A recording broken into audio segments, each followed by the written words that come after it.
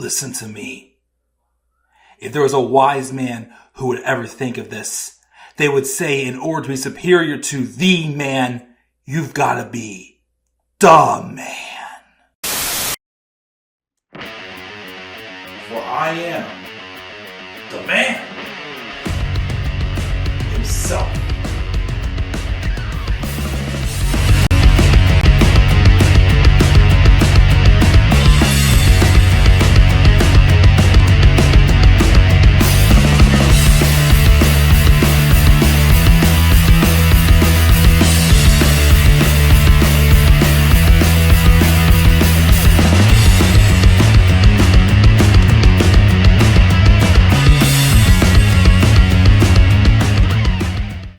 Ladies and gentlemen, welcome back again to another edition, episode number 32 of my WWE 24 review series.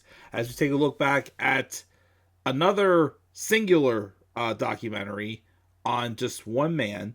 And this is, of course, the last of the 24 reviews for now, until we get to the very end, the Damian Priest one, that focus on just one singular wrestler's career. And it was a long one, probably the longest one at 1 hour and 17 minutes. Covered a lot of different things. But I feel like this was a very well done documentary on Mike Mizanin. And you can just tell the passion this guy has for being him and for making a difference in the industry, for sure. He had quite a story, sharing from the beginning to having a report card that basically made him look like he was not that smart, to his dad accepting that he was not going to be anything special, to then turning it around there, getting onto reality TV, and then dealing with people not looking at him seriously because he was a reality star. And they knew that this is a whole different thing, but he made it work. And he also was someone who got to the top, went down to the card, and eventually got back up to the top yet again. After 11 years in between both of his world title reigns. But this really does show that Mike Mizanin really is one of the best to ever do it. He's a future Hall of Famer. He's, at the time, I believe he's still or is one of the only very few two-time Grand Slam champions. He's had quite an interesting life. So we're going to roll into it. He grew up, of course, in Parma, Ohio, which is very close to Cleveland. As I said earlier, he was not a typical kid, and there was one time he literally came home with a bad report card. His dad just crumpled it up. He said, "Well, you're not going to get mad?" He goes, "No, I know you're stupid. I know you're not going to have really much of a career or anything when you grow up. So I've accepted that that's just who you are."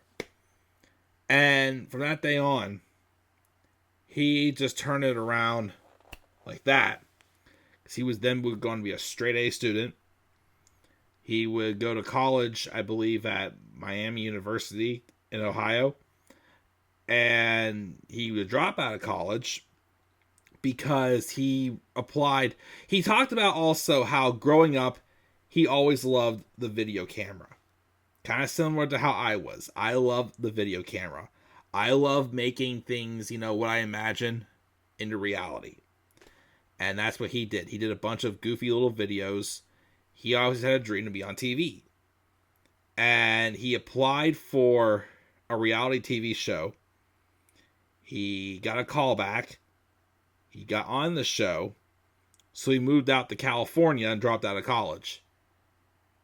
And after that was done, thinking about what he wanted to do, he, of course, was a wrestling fan. And he decided to get into wrestling. And his way in the door, well, first after doing some training, he then applied for a season of Tough Enough. And he was selected as a participant. He talked about Bill DeMott, of course, being very harsh on the participants and basically trying to get Miz to realize this is different between reality TV and sports entertainment, which he said he understood.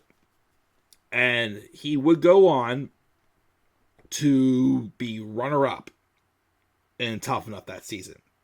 He lost to Daniel Puder, which y'all know he was the one who got fired for purposely breaking Kurt Angle's arm in his first match. And although the Miz didn't win Tough Enough, which also, by the way, too, I forgot to mention too, when he first got into like reality TV and whatnot, people thought Mike Mizanin was a big annoying mouth man.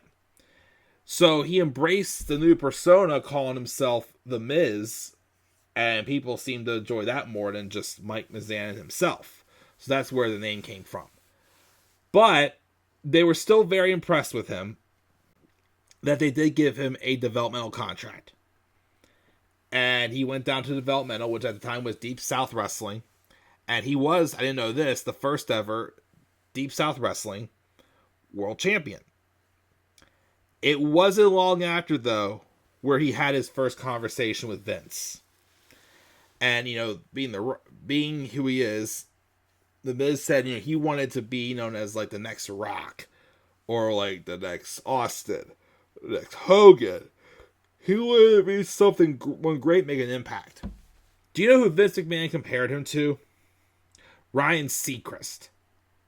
Told him that he is the Ryan Seacrest of WWE. For a while, he was more so of like a host type character. And then he also got put on Diva Search. Which, as he said, the brightest part about Diva Search was that's where he first met Maryse. And they talked about it later on, leading up to whenever Maryse came back in 2016. But how the first time he saw Maryse, he just couldn't take his eyes off her. And of course they would talk, but they have a hard time in conversation at first because she spoke French and didn't know much English yet.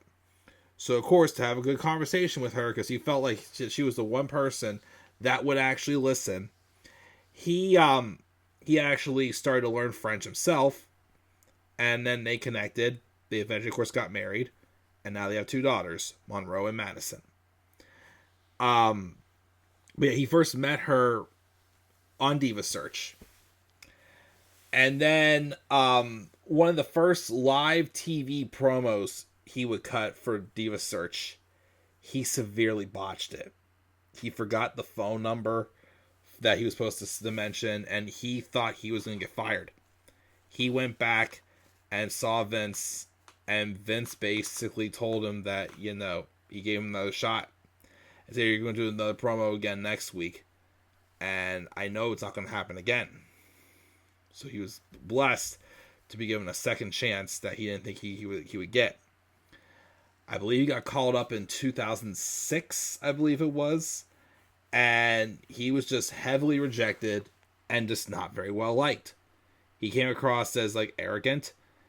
People were making fun of him, saying that this isn't reality TV and whatnot. Nobody took him seriously. But of course, he was always determined to get people to take him seriously.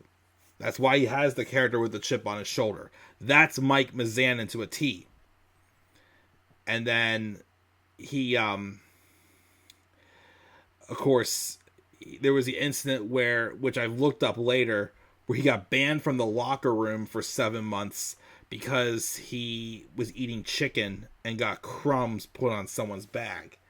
I looked it up. That someone was actually Chris Benoit. But Undertaker, after a good match they had, and he gained respect for him, he told him he could go back in. And then after that, sometimes when he first paired him with John Morrison, they became the Dirt Sheets. And they were just a stellar tag team. But then in 2009, they split them up by drafting The Miz over to Raw. And the first person he tried to make a name for himself off of was John Cena. Of course, the match they had, he felt he could have done better. So he took the opportunity to get to know Cena, and he learned a lot from John Cena. And then during that time also, Vince started doing these promos classes. And he challenged everybody to come back the following week and write a promo. Miz didn't write a promo. And he was picked last to do a promo. And he cut a promo that he eventually would cut after he won the United States Championship for the first time. And after he cut the promo, Vince pulled him aside and said, I purposely had you go last because I knew you could could finish it. And obviously he became, even though for people weren't a fan of The Miz, they started to like him, and eventually led to him being world champion the following year, cashing in with Money in the Bank. They did talk about his match at WrestleMania 27. He main evented against John Cena. Unfortunately, it was one of the worst WrestleManias of all time. But he also mentions that before WrestleMania, I think on the Go Home episode of Raw, they had a segment where he mocked The Rock. And Vince basically stopped him from going out and waited to time him. And just that timing and production and everything, and the way he acted, pretending to be The Rock, started to really win the fans over even more. And people started to respect him more as well. Again, unfortunately, though, the match was not that good that they had at WrestleMania 27, him and Cena. And that ending where it was originally a double countout, The Miz did suffer a legitimate concussion. After the match, when he was getting the concussion test, he legitimately could not remember the match. But he's asking if it was good. They were saying it was. I unfortunately disagree. But, that was just his second WrestleMania, and he had already main evented WrestleMania, which is still impressive for sure. Because I'm sure they didn't just put the title on him for no reason after, where he had been a year or two prior. After that match he had with John. A Great American Bash that just kind of showed he wasn't ready yet. But then he got to the top. But then came the struggle of him getting back to the top after that. Because he kind of went downhill. He wasn't really doing much for a few years. He thought he was going to be fired. But then, finally, WrestleMania, a couple little things kind of kept him afloat. He did talk about briefly the stuff with him and Mizdow, which was outstanding. And then Maryse came back after WrestleMania 32. And then he won the Intercontinental title off of Zack Ryder. And he would go on for the next 2 years to probably go on the run of his career, being Intercontinental Champion for most of that time. They, of course, did talk about how, it meant how much it meant to have Maryse by his side and her kind of refuel his career and get back onto the level he knew he could be. They did, of course, talk about the Talking Smack promo as well, which I figured they would, which that promo was a lot of frustration from Miz. Because he had been Intercontinental Champion. He wasn't being featured on TV much. So he obviously asked to be on Talking Smack. And even though, of course, Bryan Danielson said him and the two of them don't really get along for real, they respect each other, they were looking to create a moment that night. And obviously, again, the promo they had, you literally thought that they were going to just get into a shoot fight on the spot. Bryan even walked away. But that promo was really one of those promos, again, that just solidified that The Miz, despite being a heel, a cowardly heel, he has a lot of truth in his promos. And there was a ton of truth in that Talking Smack promo. But he'll go on for the next 2 years to have a couple outstanding reigns as Intercontinental Champion. I believe he dropped the title to Ambrose, won it back off of him, though, and then he dropped it to Roman when he went away for 6 weeks to film a movie. Well, he won it back at Raw 25. And then he dropped it to Seth at WrestleMania 34. And he hasn't been Intercontinental Champion since, I don't think. He's wrestled it for a couple times, but he hasn't won it again. But I remember at the time he was doing that great that I legitimately thought that they were going to, that he should be the one to dethrone AJ Styles for the world title. That didn't happen, though. And a few years went by after that. And then, of course, they do get to the part where he did get Money in the Bank again. He beat Otis to get the contract. Cashed in at Elimination Chamber 2021.